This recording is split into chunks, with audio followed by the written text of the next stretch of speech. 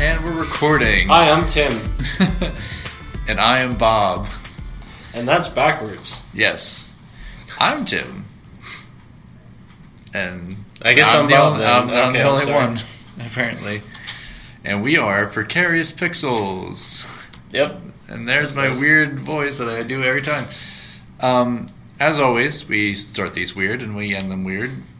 And that's how we do things here. Yeah. If you don't like it, then get out of here. Get out of here. Oh, man. It's been a while since we've done these, so forgive us for being a little bit rusty in recording. As I said, we're Precarious Pixels. We're going to talk about some stuff you like, you don't like, we don't really care. All right. Thug life.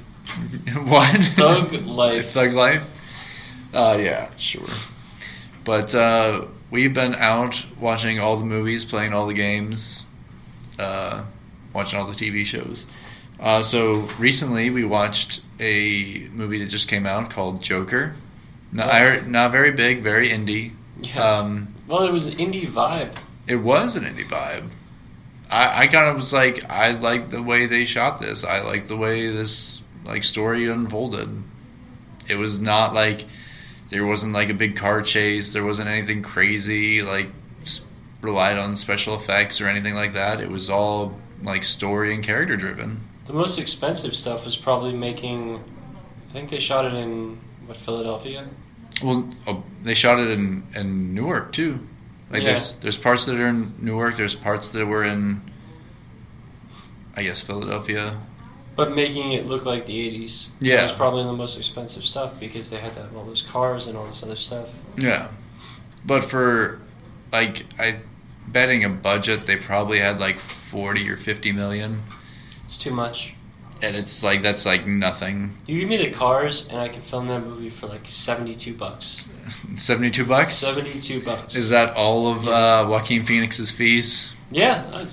What else is he doing right now? That's true. Press tour? He does that for free. That's right. I'm giving him $60. $60. $12 for like a dozen donuts. You shoot it in one day. Yeah. Just follow him around. Be like I'm a rapper.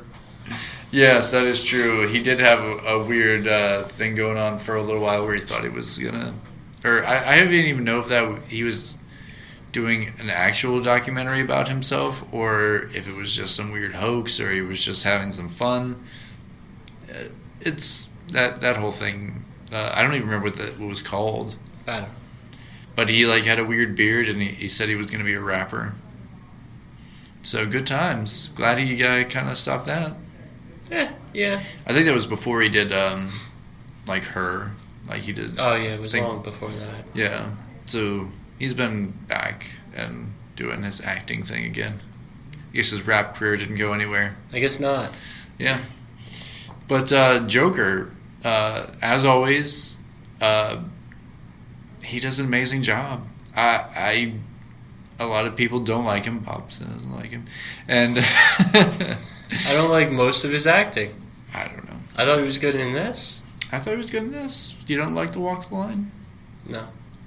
All right. I hate Walk the Line, as a matter of fact. Okay. What about Walk Hard? You like Walk Hard? Yeah, I do. Yeah? You like that movie? I like that movie a lot. Yeah? It's a good movie. I know it's a parody of Walk the Line, but it's actually entertaining. What? No! But it's entertaining. Yes. And I would say that Walk Hard focuses less on just being about somebody being an addict than Walk the Line.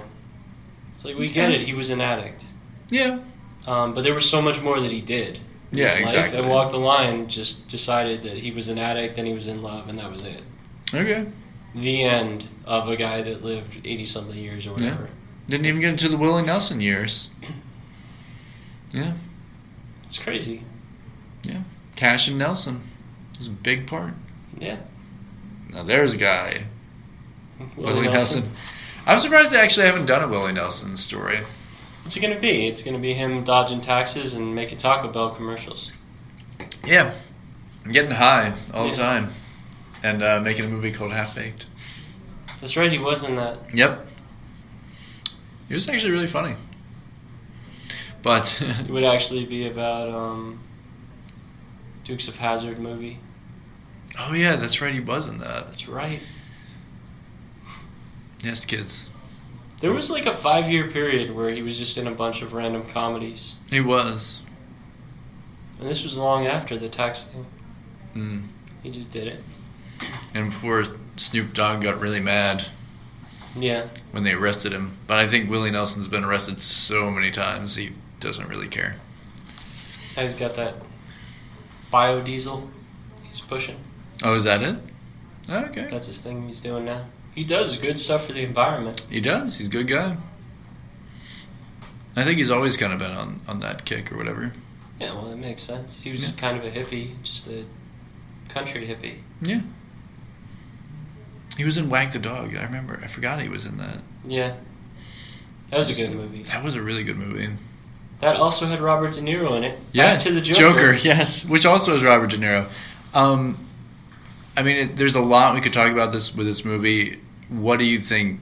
I mean, just to pick out certain things and just spoilers for everybody because we're going to spoil the crap out of this movie. What were your favorite parts? Oh, man. My favorite part of this movie is probably punching out from his shift. Yes. For the last time. Yes. I did like that a lot. Because there was some stuff I could relate to with that. I was like, yeah, I kind of relate to that. And I would say everything that leads up to his monologue on the late night show. So the whole scene beforehand with him and Robert De Niro's character and the producer. Yeah. I thought that was great. I thought it was really good. And you knew, I mean, you had to know watching it where it was going. It wasn't going in the direction that it was leading you. Yeah. I mean, they were trying to make it seem, and this is kind of spoiled, like he was going to kill himself on TV. But I mean, you know just from the character himself, but that's not how this is going to go. What about you? What was your favorite? There's so many like good parts to it, but the train scene, well, the first train scene where it's like basically like these three guys who are like Wall Street frat boys are kind of like picking on this woman, and then it takes such a weird turn. Like you think it's just like you're not sure if he's going to do something or they're going to do something, and it's just like there's so much tension to that scene, and then just when he starts shooting, that it just like it felt so weird and real for a second. I was just like, this is just crazy. It's because it kind of was based on something real. Yeah. It was based on that Bernie Getz guy. Yes. Only different. Yeah. And they definitely that guy went to jail. Yes. But it is also kind of based off the I guess was it Detroit? Was it the Detroit riots? Was that where they had? Oh, probably. I think it was in Detroit. They had like, or maybe I'm thinking Chicago, but there was definitely some riots that happened that were very similar to this, where it was just like people setting cars on fire and stuff towards the end. That's like a Super Bowl win. Yes, but that's Philadelphia. It's everywhere. Yeah. But yeah, just such craziness, and then I wasn't sure how they were going to kind of tie the Waynes into this, but I think they did that. They wove it in a very interesting way, and I thought that was good. And for a second, you almost think that he could be Bruce Wayne's half-brother, which would be, I thought that would have been actually a great twist, that he's actually been fighting his own half-brother this whole time and not known it, but just that he would be too old for that. But there's so many good things. The part where he confronts Thomas Wayne in the bathroom, and there's like a part where he punches him, and he's like, if you ever touch my son again, I'll kill you or whatever, and literally for the rest of his life he will always, some form or another be hurting his son. Yeah. Which I always thought that's so funny. It's just like that's going to happen forever, and the Joker and Batman are always going to be fighting. So I don't know. There's so many good things to like. I did like that last scene with, like you said, with Robert De Niro and him kind of just talking, and like him finally like admitting that I killed those people on the train, and then everything that kind of like happened there. It was so good, but also just so like visceral and crazy. And the other two clowns who come to visit him at his house, that scene was insane. Yeah. Very kind of Quentin Tarantino, I felt, in certain ways. It's like, very tense. Very violent. And it's weird that this is the Hangover guy. Yes, that is kind of a weird thing. Because, yeah. But then you think about the Hangover. Oh, yeah, there's some stupid comedy. It is, but that then first you get to one... Hangover 3 and 2, and there's darkness. Yeah. Well, even in the first one, there's some dark stuff that happens in that. Yeah, but not to this level. Yeah, true. Like 2, I think I remember. Is that the one where they're in Thailand? Or is that 3? I can't remember. The second two kind of blend together. I think it's the second one they're in Thailand. Okay. John Goodman. Yeah. He plays like a rival mob boss to, what's his name? Ken Jeong. Was that I thought that was the Maybe third that's one. the third one. The third one. I don't know. It's been a while since I've seen those. It's really weird. It is. But maybe this is what he was leading to all along. Because he also had he had one other movie I think I can think of in between, which was that Straw Dogs. Not Straw Dogs, War Dogs, was it? War Dogs. The Jonah Hill and the kid from... Fantastic Four, right? Yeah. The new one. The one where... Miles Teller? Yeah, I think that is his name. And it was basically they're like the true story of like these guys who ran guns for the CIA, right? I think so. And through Afghanistan, I forget if it was through Afghanistan. I think it was. Yeah. But yeah, like he's tackling different stuff, but he's always kind of had that bit of darkness there. Yeah. This is just a really good outlet for it, I guess. Yeah. And comedy in a weird way. I mean, there's definitely some parts where you it's dark humor and you kind of laugh at certain things. I don't know. And I think this is what you're going to see out of DC for a bit. I think so too. And good. I have to say good. Yeah. Well, they have to be willing to take risks. Yeah. Because now they know that Disney owns all of Marvel. Yeah. They are not going to take the risks that DC will take. Exactly. And that is kind of one of the saving graces that they have right now. Because once the mouse kind of gets a hold of you, you're in PG land eventually. Like, they're not going to let you go crazy with certain characters because now that's IP for them that they will always want. Yeah, I mean, I guarantee you right now you can go into Disney World and probably buy Deadpool stuff. Right. Which means that next Deadpool movie is going to have some sort of censorship. Yeah. It's going to be dialed down because they can't do Deadpool 3 the way they did 1 and 2. Exactly.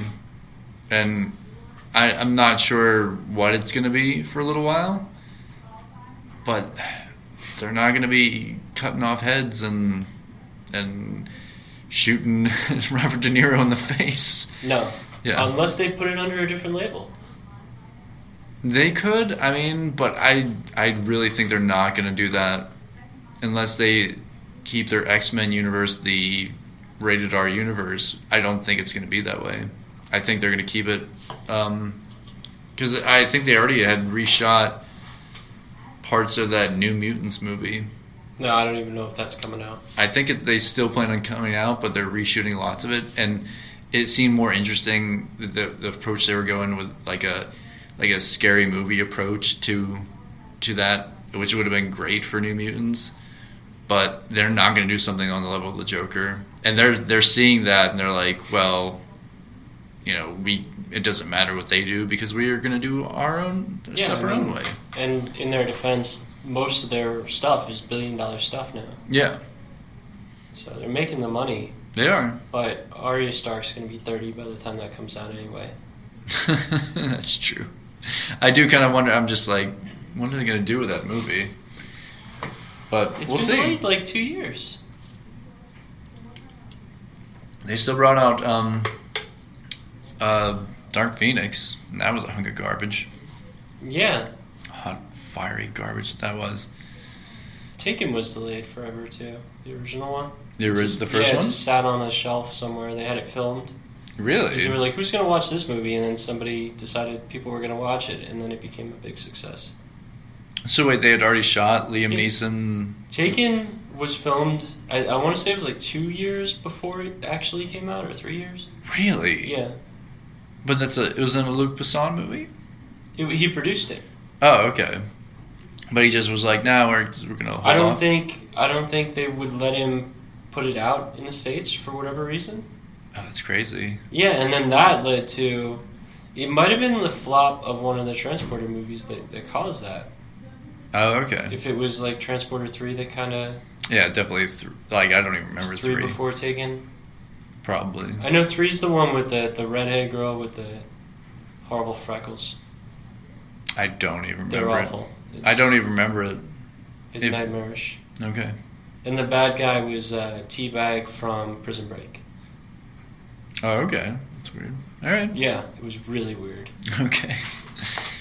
But yeah, I do agree that that DC is definitely gone into the dark universe kind of stuff. I mean, even some of their shows are really dark. Like the Titan show is pretty dark. I mean, they basically say F Batman, and then the first. Yeah, in the announcement trailer. Yeah. But I don't think it's just that they're going to take risks with. I don't think it's just going to be dark. I think it's going to be Shazam, another great example. Yeah. Screwball comedy. But like a great good family story. I thought it was well done and what you kind of expect from a Shazam kind of story. So, yeah, I think it's going to be a little of everything. We'll have to see what happens with the Suicide Squad and the Birds of Prey thing. Yeah. Because that's obviously they're taking a risk with Birds of Prey. Yeah, and I think that'll be okay. I think they'll do okay with that. And Suicide Squad 2, we'll see. James Gunn, I think, is going to do well there. And honestly, him going back to Guardians, it might be kind of different for him, where they're going to censor him a little bit more. The only thing that really scares me is when I think they're giving Kevin Feige full control of Marvel Comics branch as well. Like, he's going to have full media control, like cartoons, TV, comics. That is bad idea. Because I know if he's smart, he'll let the comics just do what they're doing, and you'll get weird stuff out of it that you can maybe rip off later for your because there's no the Black Order came out of something that a writer, Jonathan Hickman, did, and it was just so different and so weird. And other stories that they've taken, like the whole female Thor thing, I think if they start going by movie stuff, which they've done a little bit now, like Thor's starting to look a little more Hemsworthy. He's got short hair. He kind of really looks like Chris Hemsworth now. If that starts happening where they start making the books more like the movies instead of just the opposite way, I think it's going to really, their stories are just going to flatten out. It'll really kill their, creative, because to produce a comic, which is basically a movie in just page form for a few $100s, it's nothing compared to what you have to do to develop a movie, and you can already test out stories and see, oh, well, they like this, so let's put some of that in there. They like the Planet Hulk stuff where he's a gladiator on this crazy world. Let's put some of that in there, and this and that. And when they've kind of embraced that more, it's been successful. This Joker thing, it could go back to even the stuff that Brian Azzarello did, where he did a series off. That's what I wanted out of this movie. Right. I thought that maybe they were going to go that way with it, but it really wasn't. Yeah. No, it was much different. They still could. They could do another one. They could just do Joker, or different universes of the characters. Yeah. But they'd have to do more than just that. Yeah. They can't just do Joker forever. No. And they've done different stuff with it, like Gotham. Gotham is such a weird, different kind of show than those DC shows that they have on CW, than like all the other stuff. I think their diversity kind of like helps them, because the people who like the Gotham show didn't like the CW shows. The CW shows are completely different than the Gotham show was. Like, I think it's good that they have like kind of different things. Like even the CW shows versus the stuff they have on their, I forget what is their app called. Oh, I don't know. DC Unlimited, maybe? Access? Full Access? I don't even know. No, I'm thinking CW Access. Or what is it? CBS? All HBO Max, whatever the hell it is. But, see, I think this is good that they allow this stuff to happen. Another good example of that, Watchmen. Yeah. Speak of the devil. Speak of the devil. So you've seen The Watchmen. The movie? Yes. Yes. And you've seen the TV show. The first episode, yeah. Yes. So it definitely doesn't have much to do with the movie. No. In fact, I think it has nothing to do with the movie. Well, there's one thing. Well, yes, but I think they're basing more of their story off of the comic version. Well, it's immediately the comic when you see the rain. The squid rain, which I still don't get that. That's the thing. I was just like, is he still sending squids? Or was that something that was like a side effect of like when he sent the squid? Oh, spoiler alert for The Watchmen from the 80s. He kills all the people in New York with a giant squid monster. And other places, right? Doesn't he launch it in different places? No, I think it's like it had a psychic, and this is, I think, an Alan Moore thing. He gave it some sort of psychic ability that it would project like psychic visions of what it had, like the evil alien dimension that comes from, a nightmare dimension or whatever, to psychic people around the world, or people that are sensitive to that in certain ways. So that's why it might affect everyone in the world. Like they'll have visions of squid monsters. He's a weird guy. He is a weird guy, but he writes amazing shit. Yeah. Stuff. He writes a lot of amazing stuff. But yeah. So, as with Watchmen, was about nuclear annihilation, and there was the big kind of like fear at that time. This show is definitely dealing with racism. Just a little bit. Just a lot of it. Yes. With the thing that, I'm pretty sure that didn't happen. It did happen. It did happen? To that extent? Worse. Worse. So what we're talking about is in Tulsa in 1921, one of the worst race riots that ever happened. They don't actually even know the full death count. It was only reported 36 people died, but it actually could be anywhere between 100 to 300 people were actually killed in that town. But I'm talking, there were planes flying through the air, shooting buildings and things like that. I don't think it went to that extent. It might have gone to that extent. Like, it's crazy. I don't know. I don't know if like that. And then there were like white people hugging and dancing. Did you notice that in the background? Yeah. What is happening? I don't know. All right, so let's assume that it happened that way. I'm sure that there was a bit of exaggeration on their part, but I think from accounts of people who actually did get away that, yeah, a lot of that happened. Let's go with the fact that it's 98 years Yes. before when the rest of this show takes place. Yes. Because they had to make that work. Yeah. Which is also kind of a strange thing. They don't really talk about it. They allude to certain things that so in the original book, The Watchmen, the last thing they talk about is that Robert Redford is running for president. So that explains so much about that one term. Yes, they say Redfordations. Basically. Redfordations. Yeah.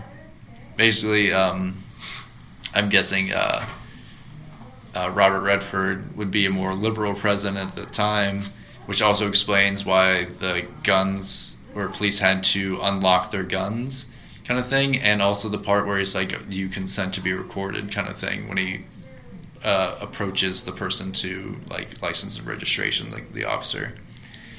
Not sure how I feel about that. I don't think I would. It would be like, cops' jobs are dangerous in themselves. The fact that they would have to unlock their guns to approach a car, I get why that would seem like a good idea, but I also see that that would be a very bad idea. Well, I'm going to make a call based on that. Yeah. That based on the other clues in this show, that whatever that was, it they call it the White Knight? The White Knight, yes. Whatever that White Knight was. Yes. I'm thinking that the public thought of the cops as just as guilty or possibly more guilty. You're right. Which is why they have more control over their use of force. Right. But it's also why they wear masks in right. this. Because if you notice, the cops are being watched. Yes. To an extent. To an extent. With their weapons. But after they interrogate somebody, what do they then do when they think he's guilty? And they just think he's guilty. Right. It's such a straight, like, that's the whole thing. There's a lot of references to other things in this, like when she beats him up basically in the bathroom, and they do the whole thing. A lot. Well, there's that thing where the water and the blood start coming out, and that's a direct thing from Rorschach getting out of prison. Yeah. And he kills like basically a mob boss in there, and does the same kind of thing. Seinfeld guy. Yeah. But I think that their idea is that the fact that you had a very liberal president instead of maybe more of a gradual build to that can kind of like, I don't know, boomerang people into like a more regressed state. So like Rorschach seems to be what the 7th Cavalry, which I think is actually, I forget if that's the term for the Klan at that time. There was like, I think they called themselves the 7th Cavalry or whatever. And they wear the Rorschach hoods, but unlike Rorschach, their hoods don't change, so it's almost kind of like, it's almost a little bit of a metaphor of they're unevolving kind of thing. Like Rorschach's face would change, so you would see whatever you would want to see in him, but their faces are kind of like stuck in a way. They're stuck in a thinking that is like from the 80s. So I don't know what you're thinking on that whole thing was. They're definitely alt-right-ish and very neo-Nazi-ish. They're definitely Nazis. Yeah. But yeah, I don't know. I don't know that it would have gotten there. Yeah. Because, well, I don't know about this whole timeline they're going for. Because it's 35 or 34 years later. Yeah, I think it's supposed to be 2019. Yeah, they say it's 2019 in the beginning. Right. So it's 30-something years after Watchmen. Right. And they have, even if, let's say Nixon was unelected right after, because in Watchmen he was like 5th term or something. He was 3rd term president. Oh, he was just 3rd? I thought it was longer than that. But I think in the show it was kind of like, I think he was 3rd term, and I'm betting that they did the whole thing. See, this is where like they're kind of just running with the universe and not really explaining everything. I'm betting once the alien invasion, kind of like they thought alien invasion, well, we don't want Nixon to leave yet, we'll just have Nixon in. He probably, because Nixon died of a heart attack, I forget when exactly, but if he follows that timeline, then Gerald Ford would have been the next president because it was the vice, and then probably in the next election he probably lost to Robert Redford. So to that whole thing, like he was like a long time, and they even say, I think there's Nixonville, which is like a trailer park in Tulsa or something like that, which is apparently where a lot of racist people live. I don't know. It's just weird because there's none of that represented in the Watchmen Right. the comics or the movie, from what I remember. Right. So to have it then take back over, and it looks like the way they've designed Tulsa in the movie, in the show, it's very split ethnically. Right. It's not like it's 80% white, which is what I would probably assume it is now. Well, having been to Tulsa, and have a friend who lives there, they do acknowledge a lot of what had happened, and the true fact of what had happened. And they also, I believe, there's like the art district is where the main part of like the riots took place. So, and it's strange. It's kind of like a very liberal place, but outside of that, I don't see it being as liberal, but I can't really say one way or the other. Okay. But I'm not exactly sure what they're trying to say with this particular timeline or where they're going with it. It assumes a lot, and it's definitely basing a lot of that of where Watchmen left off and just kind of trying to extrapolate forward on that. Like Vietnam being another state now. Because the one of the main characters says she was born in Vietnam and she was a cop there. I don't know. It's very odd. I'm kind of like, all right, I'll go with it. Kids? Yes, I don't know. They have 3 kids. Nobody's gonna explain their kids. That's right. Black Manta is not gonna explain that. Because that's her husband, right? Yeah. Neither of them look like they would have given birth to these 3 kids. No, I'm pretty sure they were all adopted children. Is that what they're going for? I think or do you so. think... I'm thinking she had a husband that died. That could be too. Like it's very strange, and also that the police chief might have been her stepfather. Shrug? Yeah, I don't know. And definitely they're saying that he is kind of the comedian character of this, which is to say, oh, everybody loved the comedian and thought he was a great hero, but in truth, he did a lot of bad things that he just didn't know about until later. Well, I can see him doing bad things. Yeah. But... Like, I don't know what yet. But definitely, Lou Gossett Jr., who... this is a big spoiler for this whole thing if you haven't seen The Watchmen. Go watch The Watchmen and then listen to this.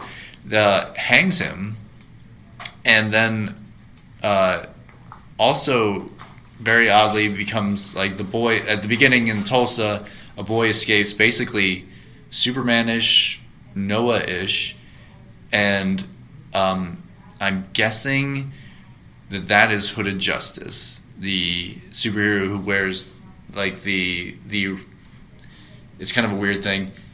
So in Watchmen, the first hero that shows up, as in like the Minutemen, they even allude to this in the commercial where it's like American Heroes story or whatever. Hooded Justice was the first kind of hero to inspire all the other guys to kind of like do their thing, and he wore red and blue, which is Superman's colors. Louis Gossett Jr., sitting in that wheelchair, was wearing red and blue and hung Don Johnson's character, and that was kind of like his Hooded Justice thing, was like he wore a noose around his neck and stuff like that. So I'm not exactly sure what they're trying to say here, but it's definitely a different take on the first superhero, Superman being the first superhero, and then kind of like even using Superman's story of like his planet blowing up and that kid's world being destroyed in a weird way. I don't know. I have no idea where this is going, but and the whole Ozymandias of the whole Jeremy Irons thing, I have no idea where they're going with that, other than Dr. Manhattan is apparently on Mars destroying buildings that he's made. Yeah, it showed him in the background in one shot. Which I think he was destroying the castle that looked like the castle that Jeremy Irons actually rode into, which is supposedly maybe in Scotland. I have no idea at this point.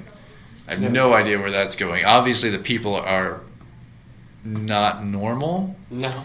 They tried to hand him a horseshoe to cut a birthday cake, which they didn't understand birthday. They called it his anniversary. Yeah. And then saying he's a jolly good fellow, and then obviously they made a cake that probably tasted disgusting because they don't know how to make a cake. I'm thinking they're robots. Or people that Dr. Manhattan has made, and he can't make people properly. Do you think Jeremy Irons is a person he made? Or do you think that he's living up there with Ozymandias? I have no clue. Like, that's the whole thing. Like, is it actually Ozymandias? Is it actually Dr. Manhattan playing as Ozymandias? But why would he? I don't know. Can he make himself look not blue? I don't know if he might be able to. I don't know. It's he can make things. Like, that's the thing. He can make things. I don't know if he can make himself not blue, though. I'm just kind of waiting for, like, where's this all gonna go? Like, their section is definitely the Black Freighter section, but I don't understand if it's like this is just a weird story that we're gonna watch unfold. This is gonna mirror what's going on back on Earth, or if it's an actual thing that's happening. It's purgatory. Or it's purgatory. It's the end of Lost. Yeah. Like, is this a Lost tie-in that we didn't know about? It might be. It's weird. It's really weird. The fact that he was being massaged, though, that was the weirder part, too, because I was like, obviously, he's not, like, if it was Dr. Manhattan, he wouldn't get sore from riding. It wouldn't make any sense. Like, I have no idea where this is all going, but I'm sure it'll eventually play out. I don't know. Yeah, we'll find out after a few seasons, because I imagine it's probably already getting renewed, because I know it's being talked about a lot. Yeah, and I'm betting the fact that he said he's writing a play called The Watchmaker's Son, and it's 5 acts. I imagine this is going to go 5 seasons. I think that was kind of like their little way of saying, at the end of all this, we're going to perform this whole play, which will reflect whatever big secret they're going to reveal. Hopefully the big secret is that Damon Lindelof actually had a plan. I think they do. I think this is just a really big setup kind of stuff in the first season to kind of get the story going, but I don't know. I don't know how how this is all going to pull together, but okay. Squids raining from the sky. I thought the only reference to it was going to be when they were in the classroom behind one of the kids was the anatomy of a squid picture. Yeah, and obviously that's got to play into something that does the government actually know that it was all a hoax by Jeremy Irons' character, or is this just a weird side effect of Jeremy Irons, teleporting a squid into New York? Don't know. I don't know what he's doing. I don't know. Is he actually dead? That's the whole thing.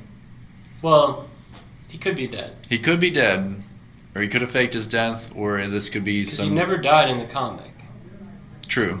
Or the movie. They just let him go. Yeah. There's also like a thing about that people don't understand, because it's like everybody kind of gives up at some point.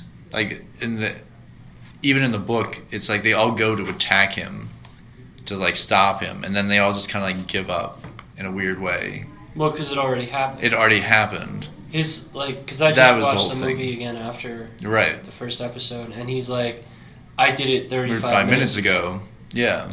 So the reason they give up is because it's a foregone conclusion, and Dr. Manhattan has now sided with him. Right. And the thing that it is they cut out such big portions. Like, there's no the Black Terror stuff, the comic the kid is reading. They don't have that part in there, which is great. Shows a lot of metaphor of what's actually going on. They cut out all the book reference. There's books written, like fake articles that all kind of feed into like the backstory of what's going on, and also play into like the larger part of the story. But none of them talk about any of this stuff that's going on here. Yeah. Like in the 20s, they don't mention it. Right. Like, I'm not sure exactly what the whole thing is going at. And why does the police station have Night Owl's tech? That is another thing, too. I'm like, did he give that to them? Well, they did do a raid on his house. Did they find his schematics and then start building their own owl ships? Because I think that's like when him and Rorschach escaped, it's like the police kicked down his door or something like that. They're going to stop them. Maybe in the comic. In the comic, I think that's what happens, but they escape. But yeah, there's so many things that like they don't, because I know that in the movie they don't have the thing where they kill the original Night Owl. Like a gang goes to the original. No, they do that. Oh, they have the original Night Owl being killed? Okay. The Knot Tops, the gang killed. Right. Which I thought was the Pale Horse that did it. I forget what it is. Well, they in the movie they call them the Knot Tops. The Knot Tops, yeah. And then Night Owl beats up one of them in a bar. Right. He's like, "Who did it? I want names." Right. Kill them all, but he doesn't. Yeah. Yeah. I don't know. There's so many things in that movie, and also, but the book, I'm guessing this is more book based. It has to be with the squids. It has to be with the squid stuff, and the Robert Redford as president stuff. It's weird. Did you see like he had a poster behind him that had Robert Redford's face on it? No. In the classroom, yeah, I was like, oh, there's Robert Redford's face. I'm wondering if he'll just show up. I wonder if he will show up.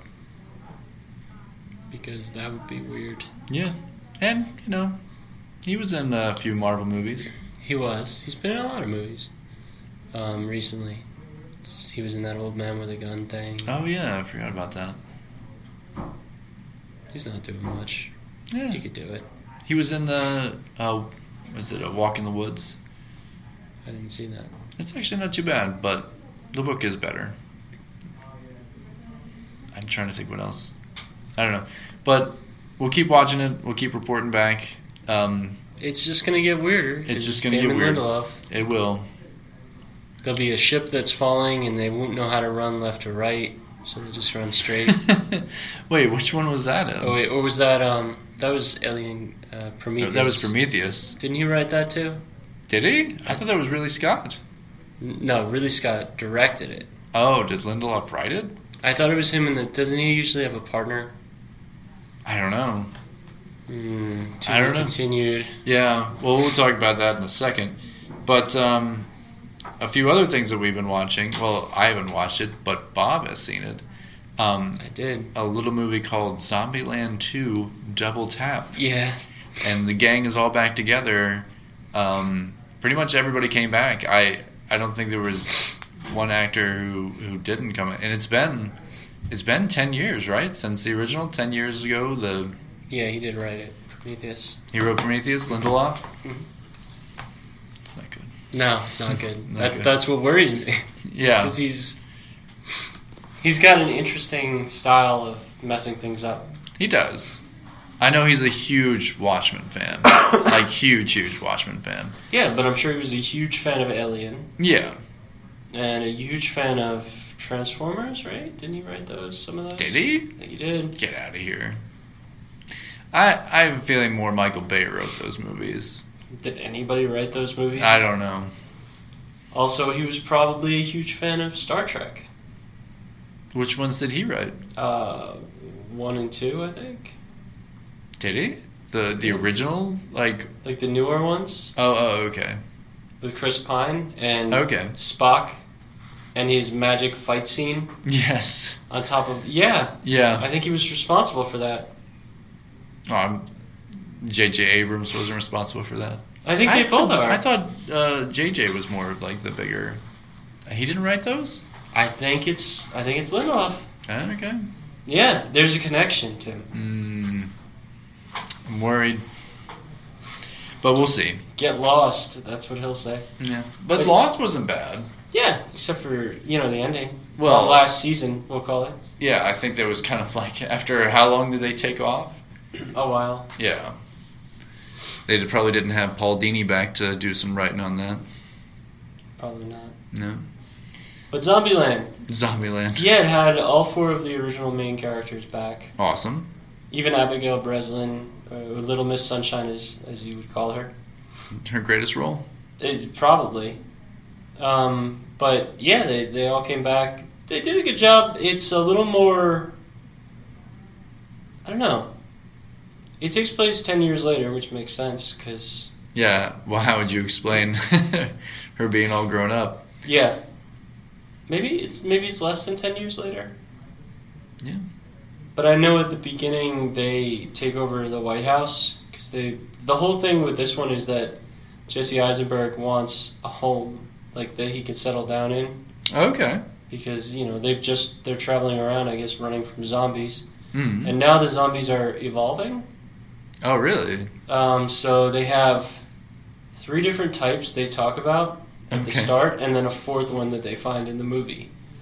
So they have the ninja, which is like super sneaky and you don't hear it till it's already biting you.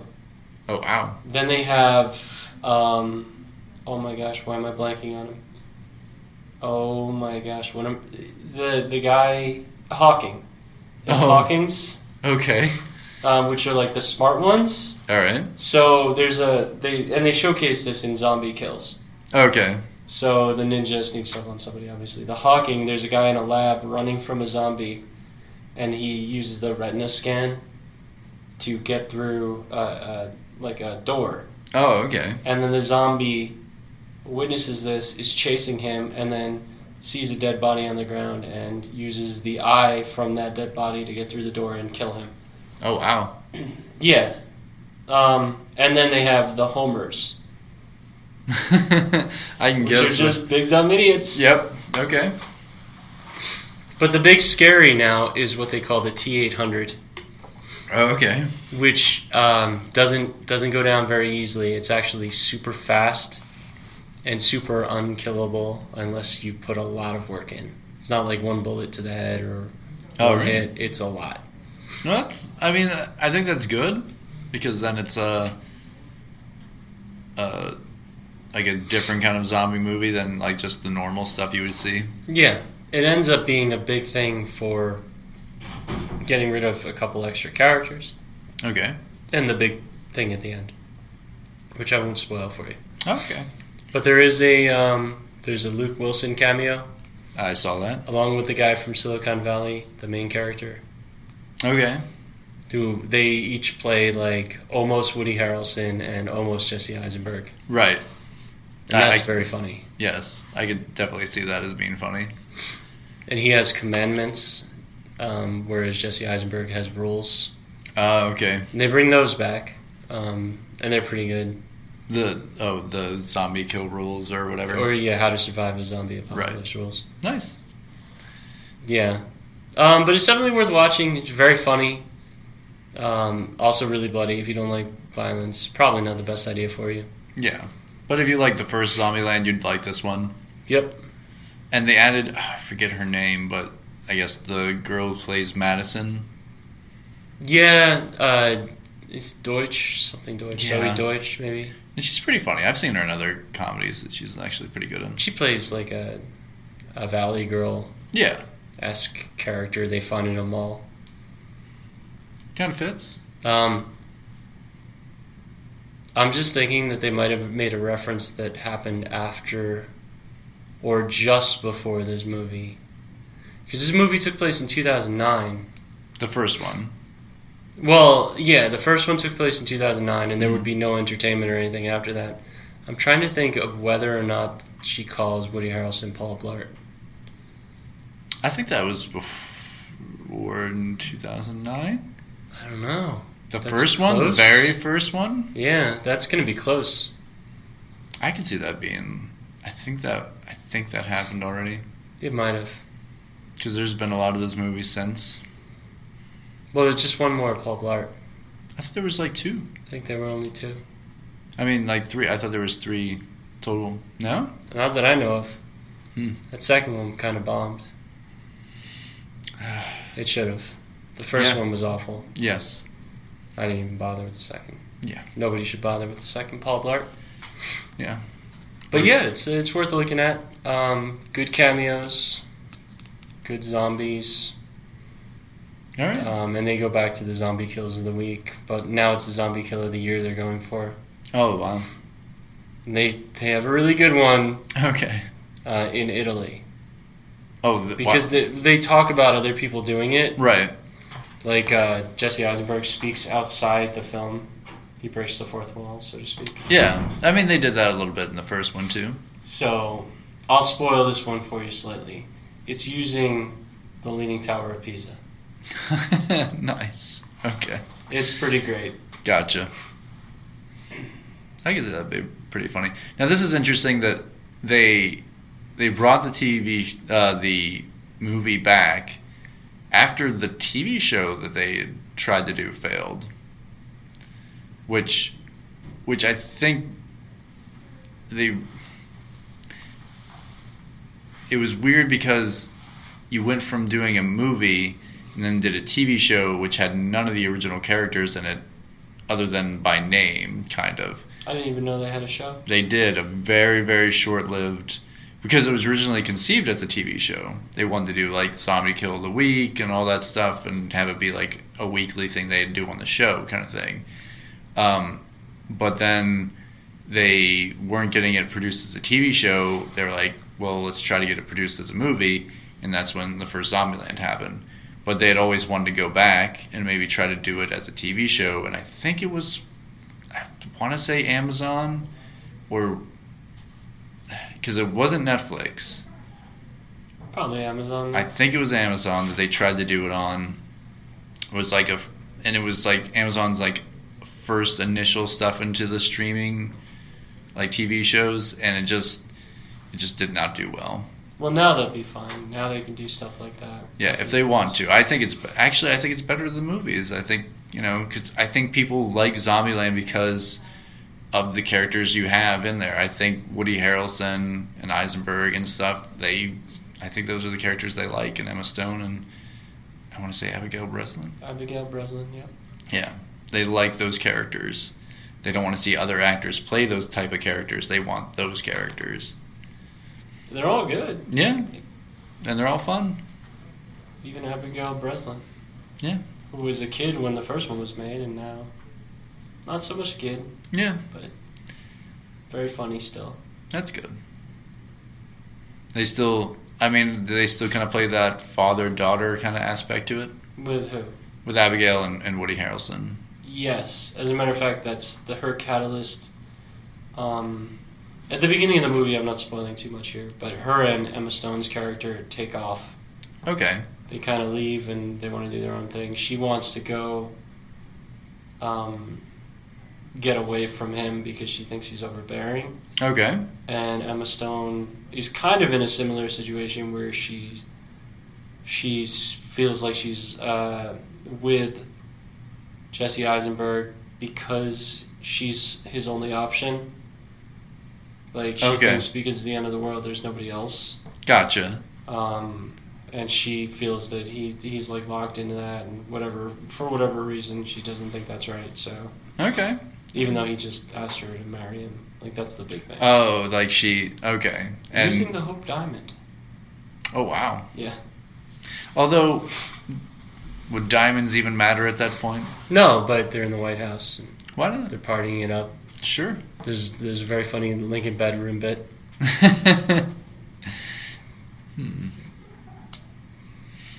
Yep. Not getting into it. Okay. All right. But, wow, you really killed some time. Oh. Or like, I didn't realize the time, but you definitely recommend going to see it. Yes, check out Zombieland if you like the first one. If you didn't like the first one, then probably don't see this one, but it's worth it. Okay.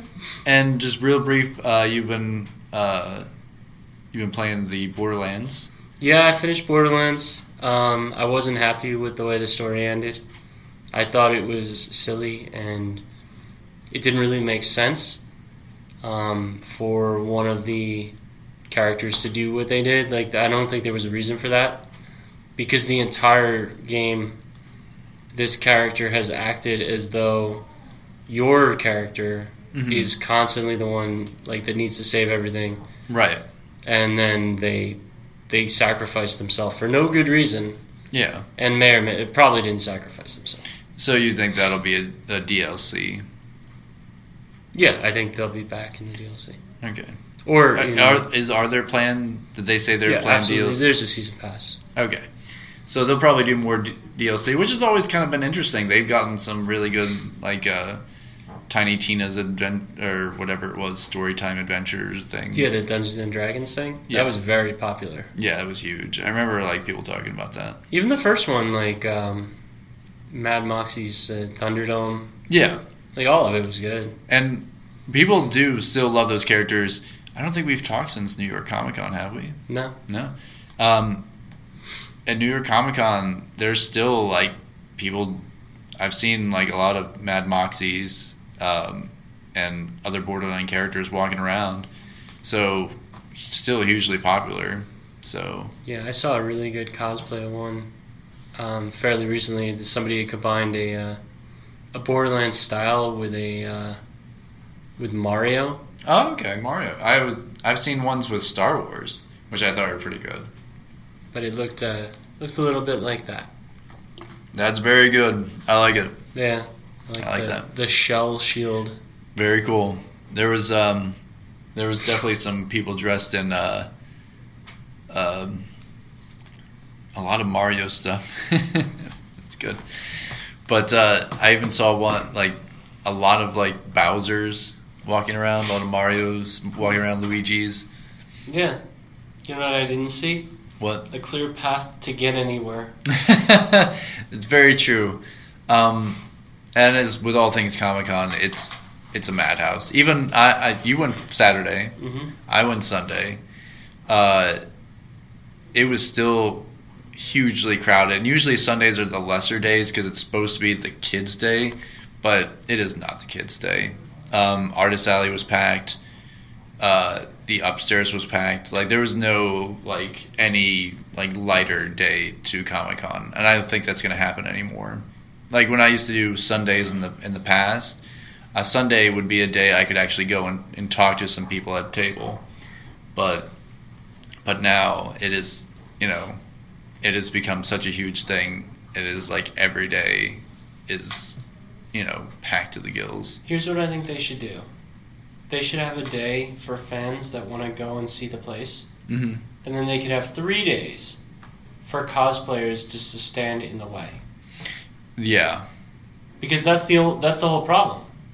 And it is hard to just navigate through now. Yeah, because they're all just standing there in the hallways. Yeah. There was a lady, I kid you not, and this was, I think, the most obnoxious thing I've ever seen at one of these cons. What? She had the equivalent of, like, I guess it was some anime character. Mm-hmm. Or something that I didn't know. Sure. With, like, I'll call it a 15-foot trail on the back of the gown she's wearing. Oh, yeah. With another guy who follows her around and holds the thing so that it doesn't hit the ground. Right. Now, navigate that down tight corridors with people. With people. That, I think, you would have to kind of plan ahead where you... Yeah, you know what the plan is?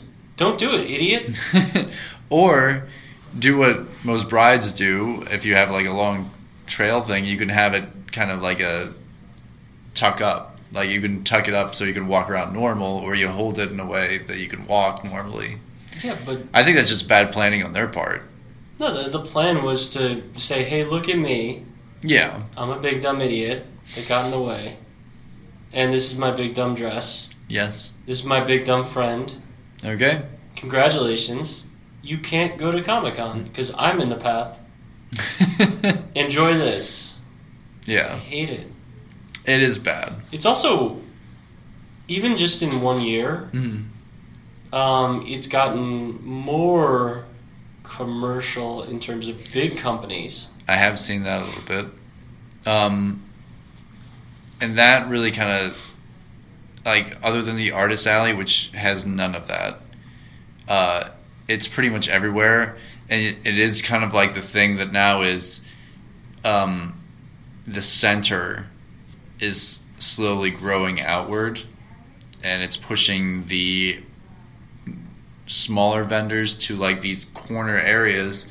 And if you want to kind of go down and see that stuff, you can't because it's so tight in those like corner areas that I think I skipped like at least like 4 or 5 aisles that I was just like, I don't really want to go fight through people to not be able to see stuff and like look through stuff. If I really wanted to see something, like taking like the time to like stop for 2 seconds to kind of look through something and just have like 5 or 6 people just keep bumping into you.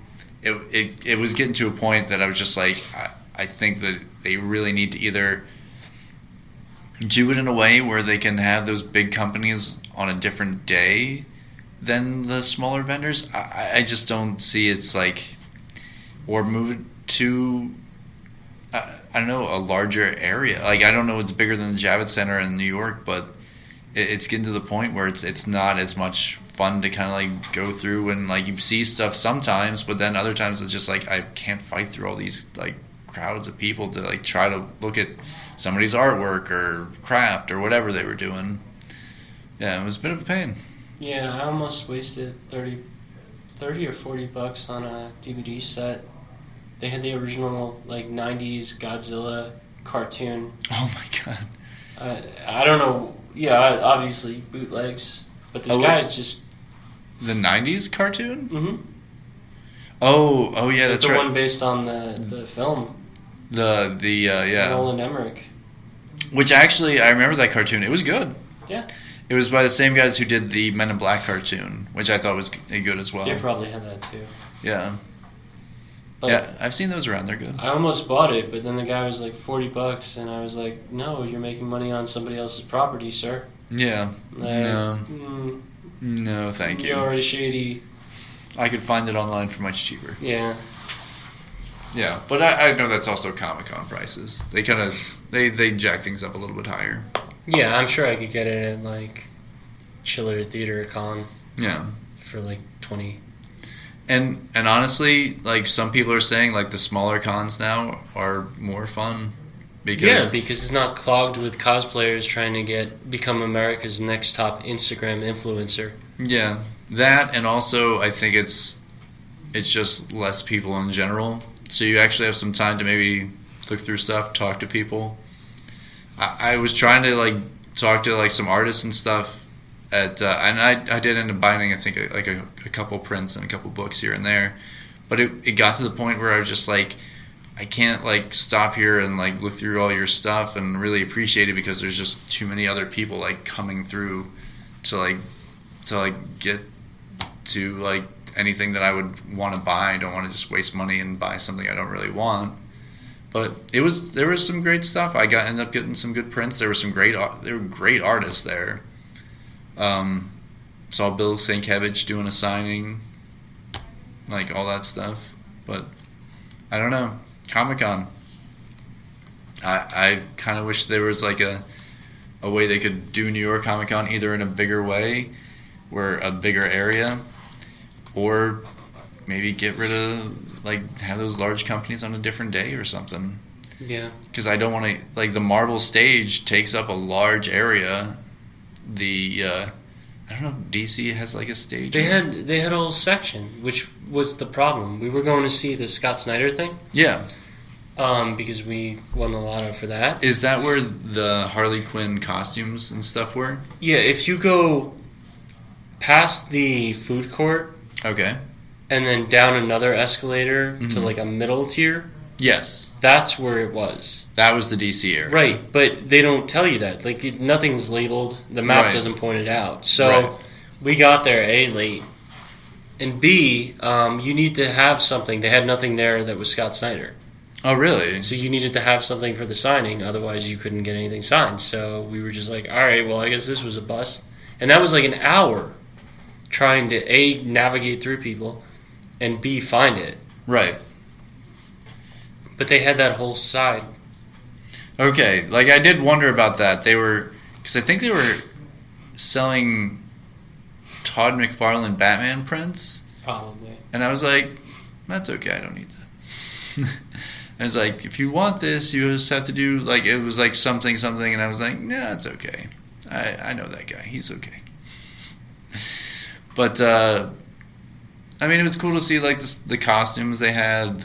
You know, the Question, and I think it was the Question, but they definitely had some Harley Quinn costumes and stuff. It was cool to see, but it was just like I didn't realize that was the only section they were in. Yeah. I didn't realize that was DC's section. Yeah, that was their whole thing.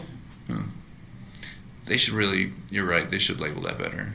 But Marvel's center stage thing, I was kind of annoyed with because I was just like, this is a stage that's just taking up a lot of room, and you could have some of these vendors spread out a little bit more. Or have people have walking room. Exactly. And then they had like a whole arcade area too. Yeah. Did you see that? The arcade went up, and then the PlayStation section. Yeah, and they had a giant Marvel versus Capcom. Yeah, this arcade went up. Yeah, it was like a giant, basically, as if you were like a mini version of yourself playing on a giant arcade machine. You could play Marvel vs. Capcom for like 2 seconds. It's Marvel Heroes or something. Super Marvel. Oh, okay. It was the game that came before Marvel vs. Capcom. Okay. Made by Capcom though, because there's no Capcom characters. It's just Marvel. It's just Marvel characters. Okay. And then I also saw they had a Captain America statue for the Avengers game that came out, and you could play that. It was kind of cool. I was like, oh, that's cool. They had this statue and stuff. You saw America's behind. Yep, America's butt. America's butt. But, yeah, and they had a pretty large section for that, too. I don't know. I'm just like, it was like hard to get around. The Pops booth was impossible to get to. Oh, well, I didn't even try to. Apparently the lotto there was stupid because Kevin won the lotto, my friend Kevin. Oh, okay. And he was going, and he had I think it was 3 o'clock, or maybe no, it was 1:30. He had for that. Okay.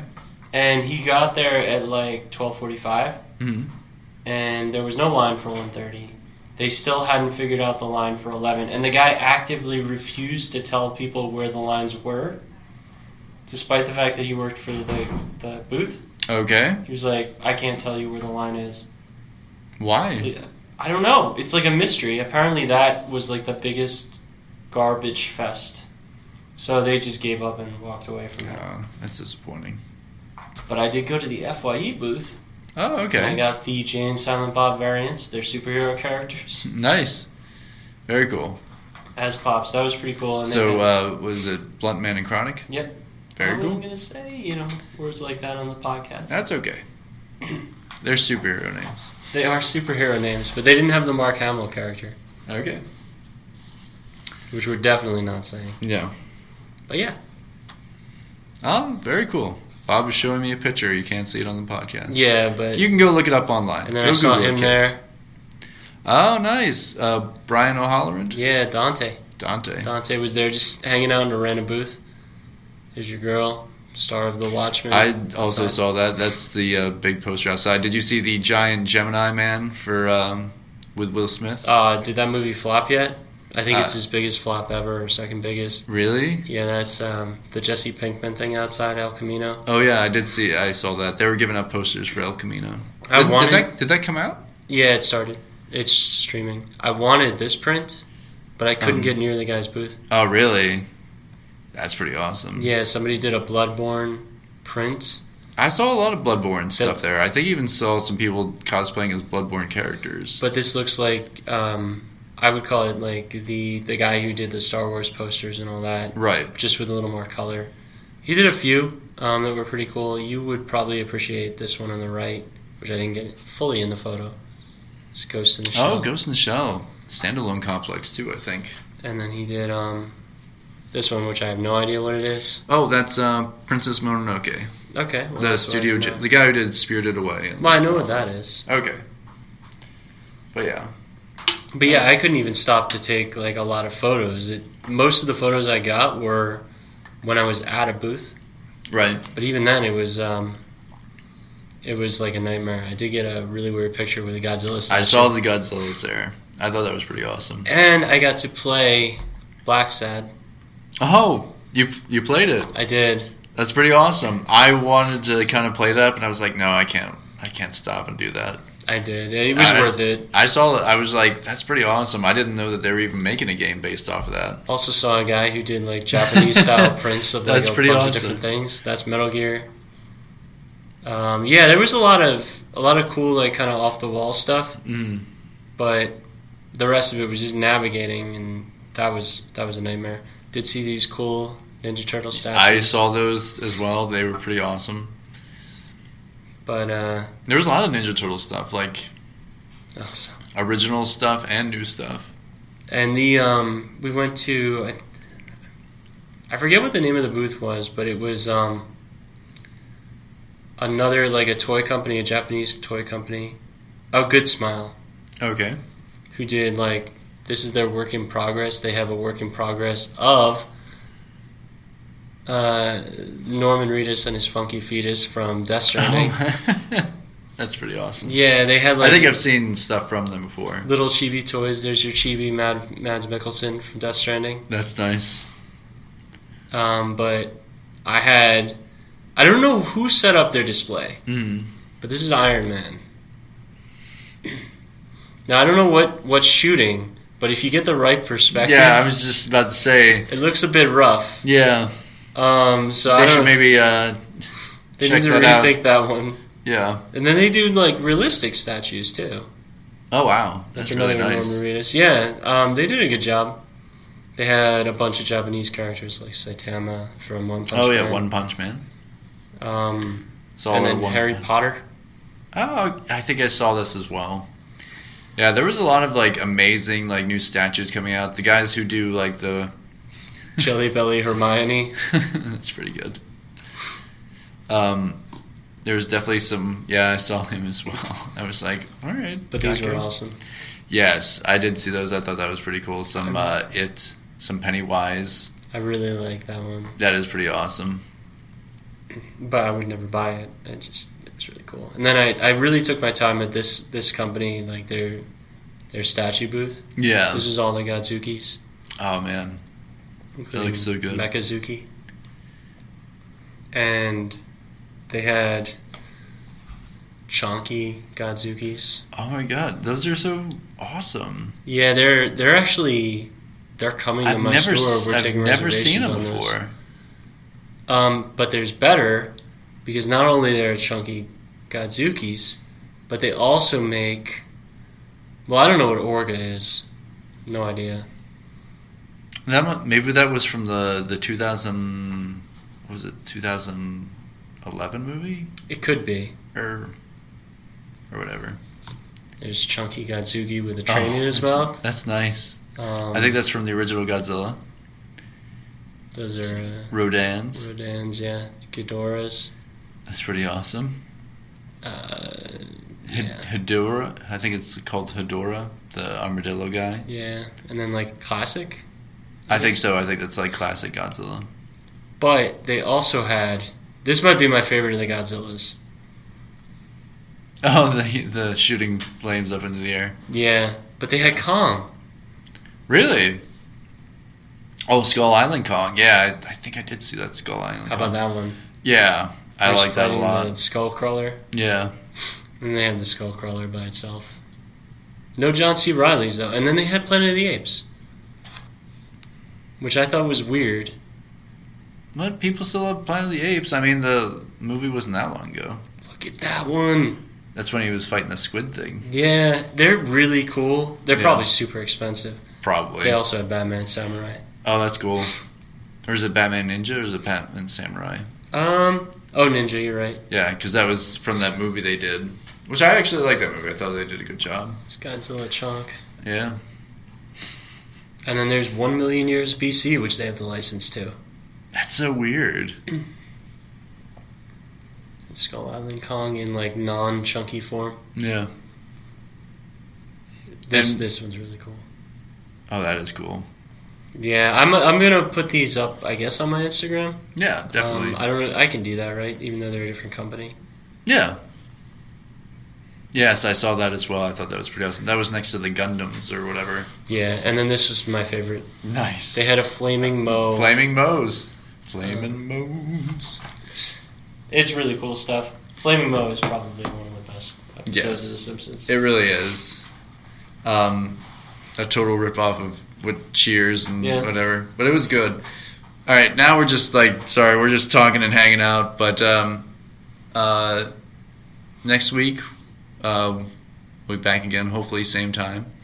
Yes, it will have to be next Wednesday. Or Thursday, actually. Okay. All right. And, of course, you'll be, I think, Luigi's? Well, not by then, but I'll be able to talk about the Call of Duty. Oh, that's right. Call of Duty is coming out. And spelled DOODIE. Yes. And we'll talk about that and all the other stuff that we've seen. I might go see Addams Family because the cartoon that came out, it looks kind of good, funny. Might check it out. And we'll talk about the new show on Adult Swim, Primal. Have you seen it yet? I think you can watch it online now. I think you can watch it on their actual site. They're just showing the episodes. It is very brutal and not a lot of talking, but it's basically a caveman and a dinosaur team up in prehistoric times, and it's pretty amazing. Beautifully done. The guys who do Samurai Jack did it, and it's the most brutal, bloody thing I've ever seen them do, and it's fantastic. It's beautiful and just gory. But talk about that. We'll talk about all the other stuff that we're going to be doing. And if you haven't checked out Bob's Twitter account, you've been posting stuff from your games you've been playing, right? Yeah, a little bit. Or is that more on your Instagram? It's mostly my Instagram, but right. But my Twitter's Martin. Bob, is it Bob Martin _? I think the Twitter is Martin MARTON _Bob, and then the Instagram is Bob J Martin. Gotcha. And you can find me on the Instagrams at Tim Martinek. Also, you can find us on Spreaker, Stitcher, iTunes, and YouTube. Just look out for Precarious Pixels.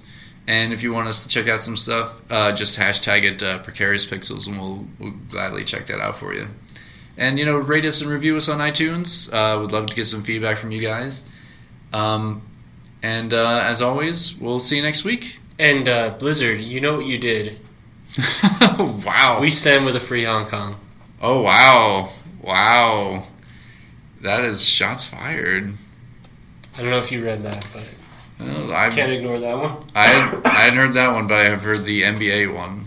So, stuff going on there, too. Well, Blizzard actually got a letter from members of the House of Representatives and the Senate about what they did. Really? Yeah. Wow. So, it was super scummy. Doesn't surprise me. Yeah, well, we'll talk about that, and as that story develops, it's still going on. All right, so talk to you guys soon. See you next week. Bye. Bye.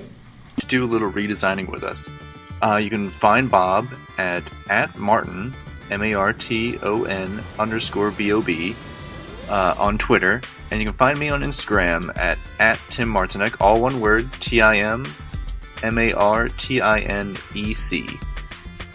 And you can join in us, have some fun, do your redesigns for this week's redesign. It's a lot of fun for us to do this, but we like to see fresh ideas and fresh artists doing what they do as well. You can also hashtag it Precarious Pixels and we'll find it as well.